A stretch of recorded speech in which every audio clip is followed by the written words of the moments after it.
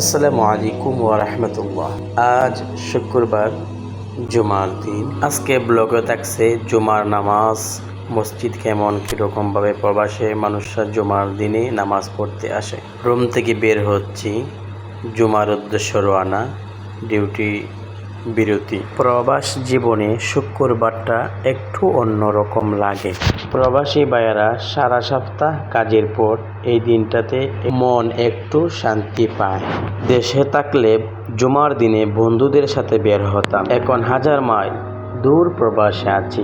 তবুও আজানের শব্দ শুনলে মনে হয় আল্লাহ আমাদের সব জায়গায় একসাথে রেখেছেন। আমার এরিয়ার গেট থেকে বের হলাম, দেখেন কি চমৎকার দৃশ্যগুলো। রাস্তা, গাড়িগুলো চলতেছে, খুব সুন্দর শৃঙ্খলা আইন মেনে চলতেছে। ওই যে সামনে অনেকগুলো গাড়ি দেখতে পেরেছেন। শুক্রবার দিনে মূলত মসজিদে আশেপাশে আনাচে কানাচে রাস্তাগুলো গাড়ি পার্কিং এ ভরপুর করা, চমৎকার দৃশ্য।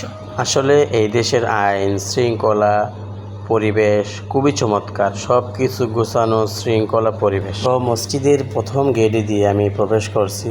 মাশাআল্লাহ, চমৎকার আল্লাহর ঘর, মসজিদ এত সুন্দর।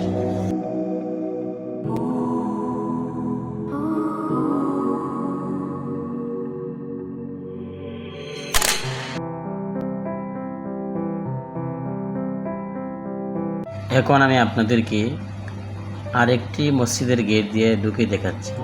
এটা একটি গেট মসজিদে, তো আমি প্রবেশ করতেছি।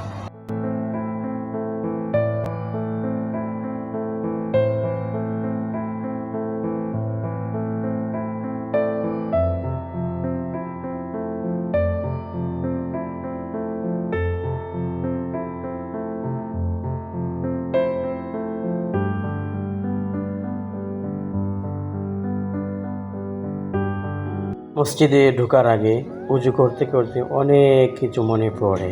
জীবন কত দ্রুত বদলে যায়। এক সময় গ্রামের মসজিদে নামাজ পড়তাম, আজ কাতারের মসজিদে নামাজ পড়ি।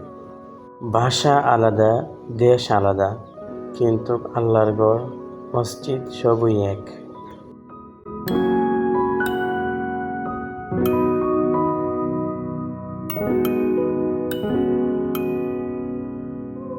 এখন মসজিদের ভিতরে খতিব সাহেব চমৎকারভাবে খুতবা দিচ্ছেন। আমাদের বাংলাদেশে অন্যরকম নিয়ম, কিন্তু এখানে মসজিদের খতিব সাহেব উপরে দাঁড়িয়ে খুতবা। বাংলাদেশে আগে বয়ান, তারপরে খুতবা, এখানে খুতবাই শেষ।